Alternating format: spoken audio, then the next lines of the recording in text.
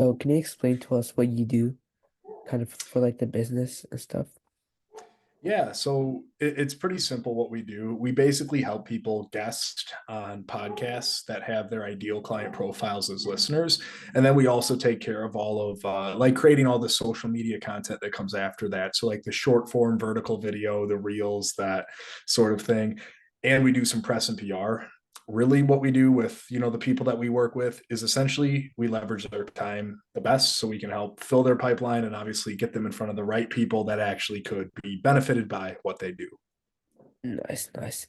And uh and then why did you decide to start like your own business basically? Yeah, so my brother and I actually started the business together when we were both in college, and we were looking at the digital marketing landscape in general, and we kind of felt that for people that had relatively simple, services that they provide, there was already some good marketing channels out there for them, i.e., Facebook, Instagram, even YouTube to an extent, right? Where like you can see something and be like, oh, I know exactly what SEO is, totally makes sense for me.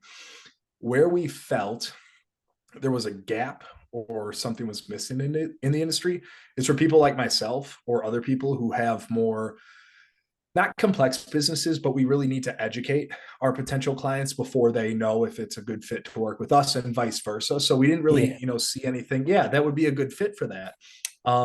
Gavin and I looked at podcasting and we're like, well, I know a lot of our successful friends listen to podcasts. I know that a ton of, business leaders also listen to podcasts. So that would be a really interesting place to look at.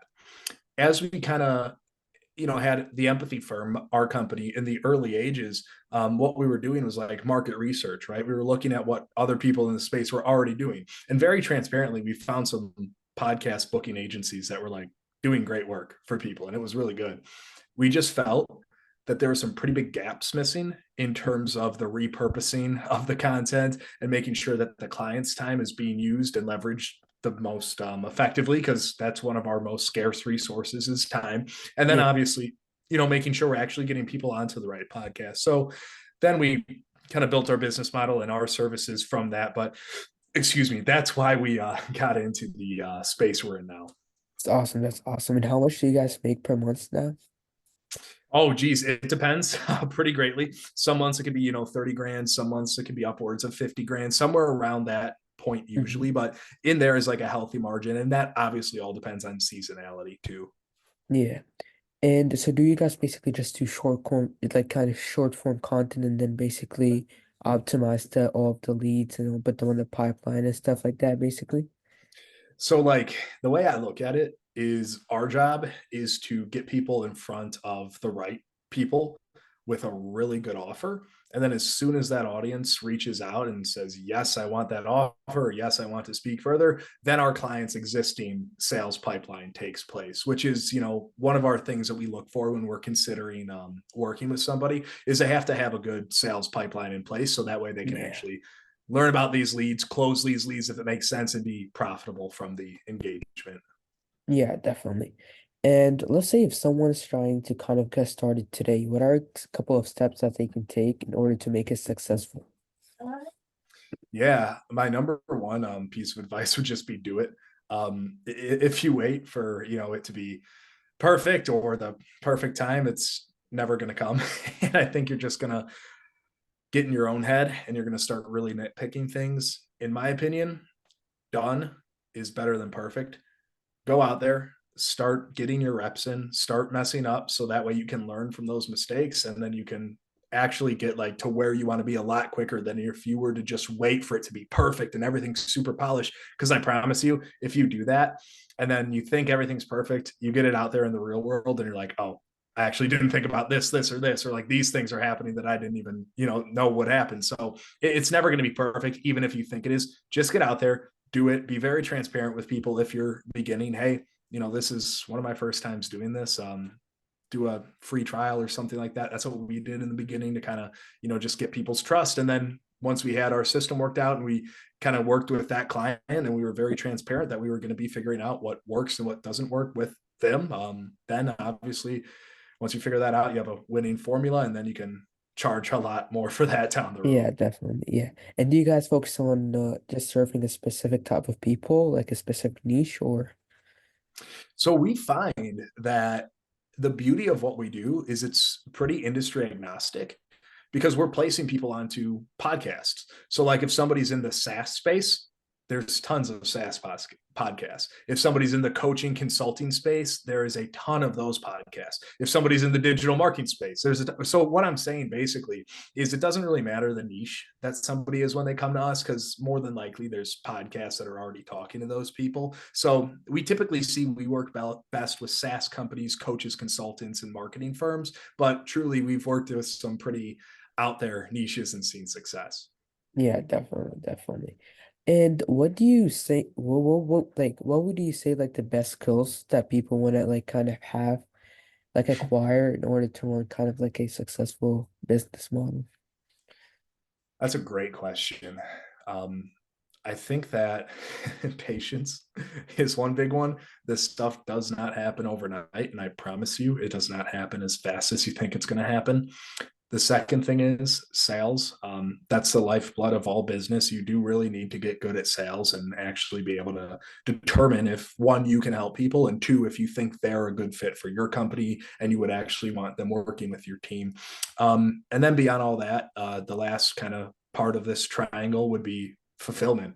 Because once you sell people, you have to actually fulfill. So Yeah. if you know what I mean? So, like, honestly, the fulfillment is very important, but you do need clients, especially in the beginning, to figure out if, in theory, your fulfillment works how it actually should work in real life, and Yeah. you'll figure that out the hard way at first. But that's good. That's how we learn. Yeah, definitely, definitely. And how would you say people can get better on sales? Oh my gosh, that's a wonderful question too.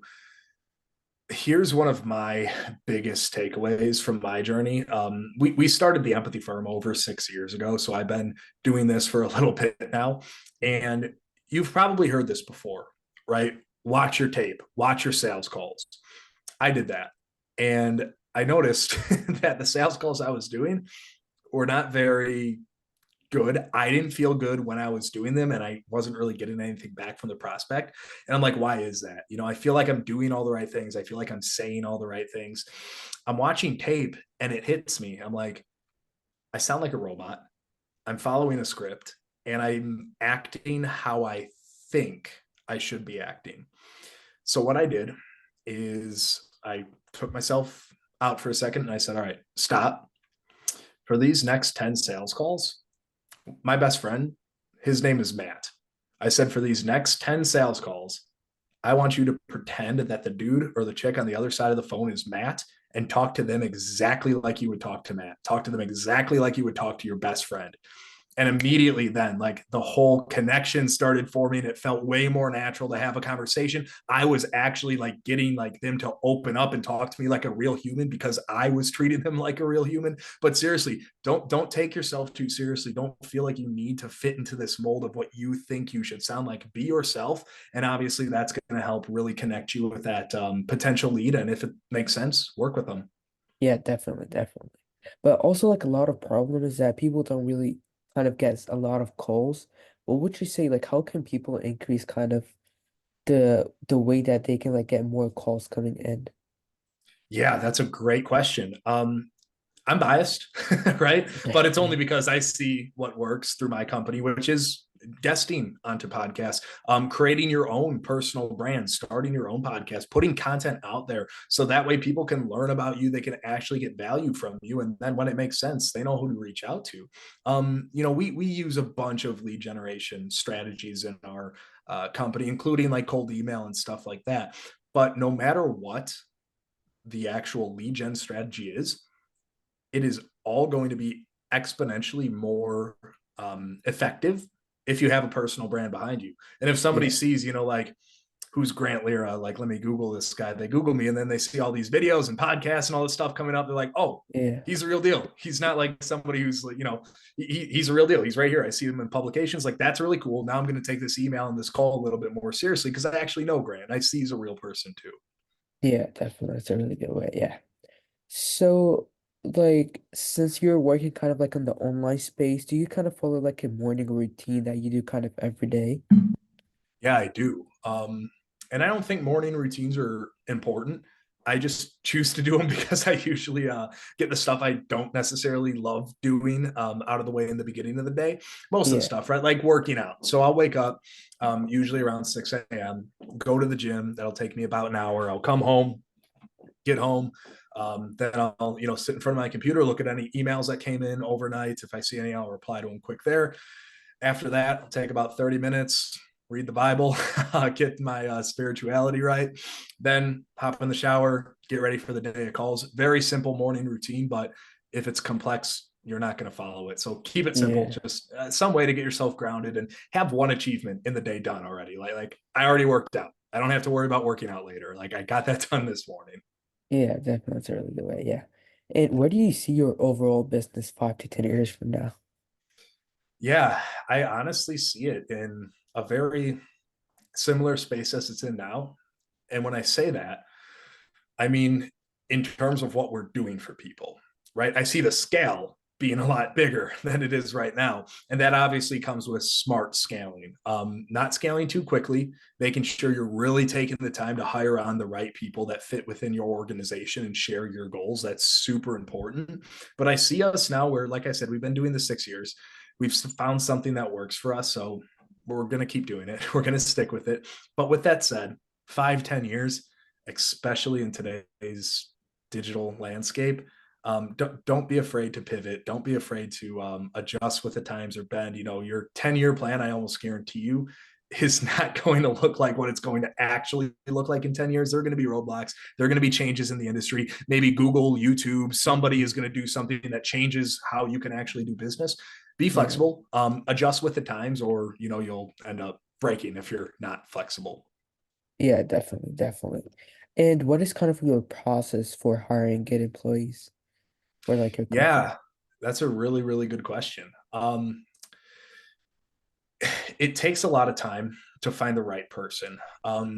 We do use like a good amount of virtual assistants, but it has to be the right virtual assistant. There's a ton of Yeah, them out there. Whenever yeah, we need to hire like a VA position, we get a ton of applications in. And the number one thing that will, I think, help people right off the bat is doing a test project for those people.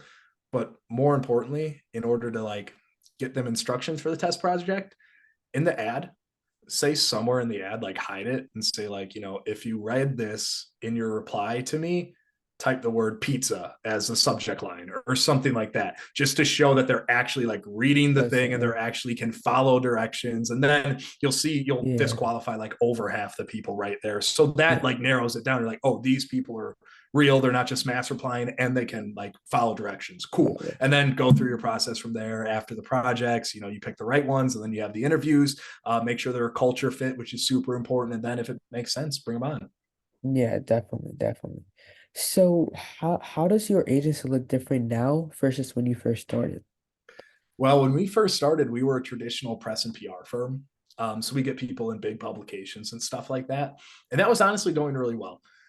We kind of ran into issues when clients would, say, well, this is great, but kind of hard to track results on this. And, they were right. And also with the rate of speed that we were scaling, I just didn't think it was feasible for us to keep scaling at the rate we did. It was a lot of work to actually do the press and PR stuff. There was a lot of like in-depth time searching into like the publications and stuff. So we already had all these media contacts. We already had publicists on our payroll. We did a pretty natural pivot into podcasting because it was something for us that we could build out a SOP or a standard operating procedure and really like just kind of ad lib with our clients and fill in the blanks to make sure that they're getting the results that they want to see. So for us, it changed a ton in terms of like having a process to follow each time to get the job done. And that helps out so much. Yeah, definitely, definitely. And what is like kind of have been like the hardest part about running the agency? Yeah. The hardest part about running the agency, one is definitely the unknown, right? We never know what all of these big media giants are going to do the next day. Like if you're in SEO, for example, if Google changes something, then that's a huge roadblock in your company. We outreach to podcast hosts through email. If G Suite, Gmail, Yahoo changes something, then we have to like change.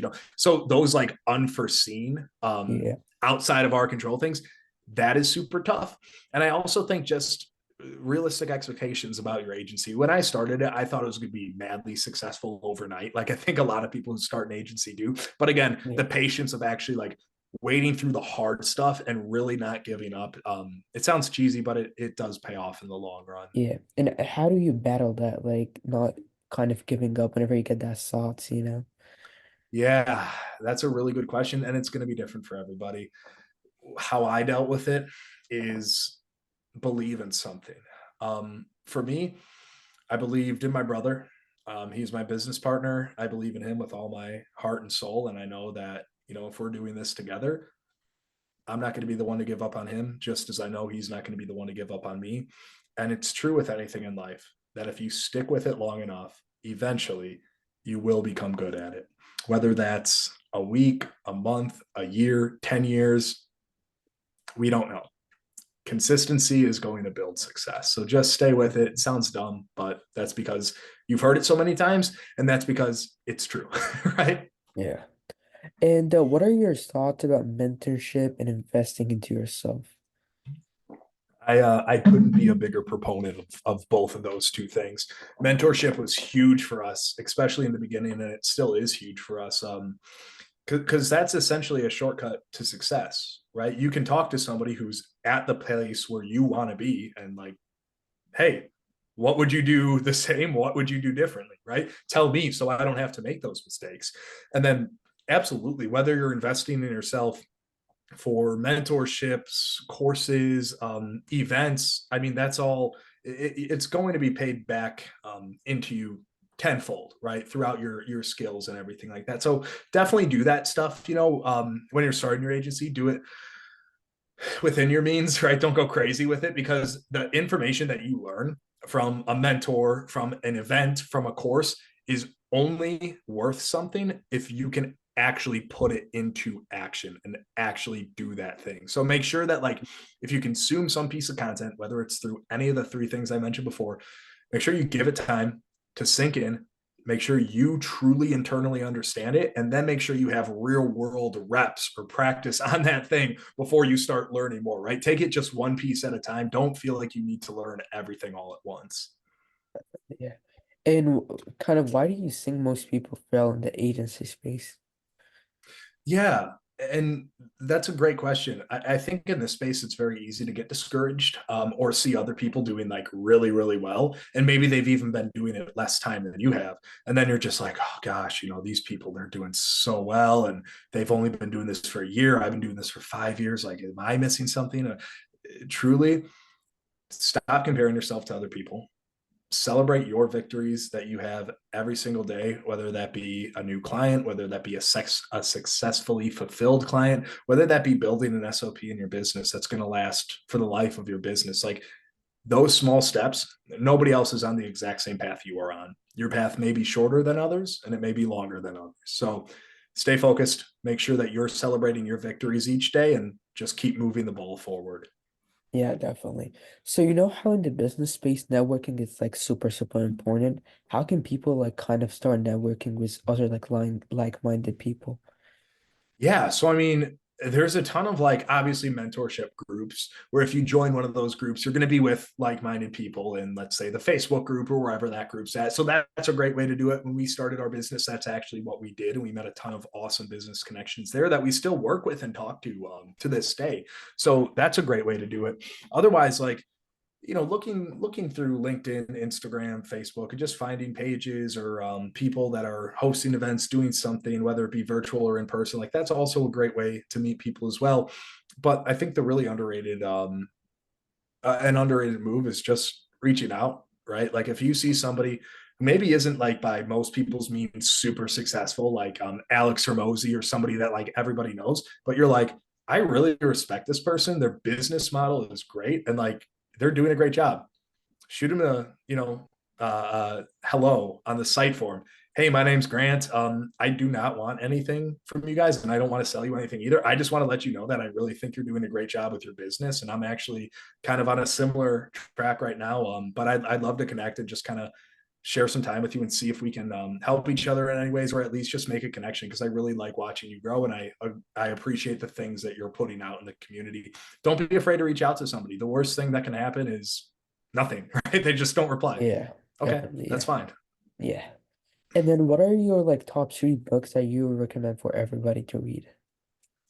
Yeah. So the number one, How to Win Friends and Influence People, Dale Carnegie. Um, One of my all-time favorite books. One of the first books professionally I've read cover to cover, and it really stuck with me because throughout life, everything is making friends and influencing people, right? Whether it's in Yeah. sales, whether it's in your relationship, whether it's just in daily conversation, that book is actually going to help you in like all aspects of your life. The other book that I really liked is The Challenger Sale. That was another one I read, and it was good. It was something that in the beginning of my sales career, it kind of gave me some pretty good nuggets to actually continue to go out there and do it. And then the third book, which is arguably the most important for me personally, just because I'm Christian, is the Bible. Love reading the Bible. I think it's an awesome. It's not just an awesome, telling of events, but I think for me, there's a lot of things that like you can look at in the Bible and learn life lessons from it, because it's over, I think, 1,400 pages. There's an event in the Bible that will almost always match up with like what you're going through or what you're feeling, so you can learn a lot Yeah. from it. Yeah. So I'm kind of starting this new thing that you like ask a question to whoever I have next. So what question would you have for the next guy that we have? Yeah. That's a really, really cool concept. I've never heard of somebody doing that before. I like that a lot. Give me a second to think here. All right. Gosh, that's one of the best questions I've ever been asked on a Yeah. podcast. That's really good. Um, if for whatever reason your business completely disappeared tomorrow and you couldn't start another one, what field of work would you go into and why? That's awesome.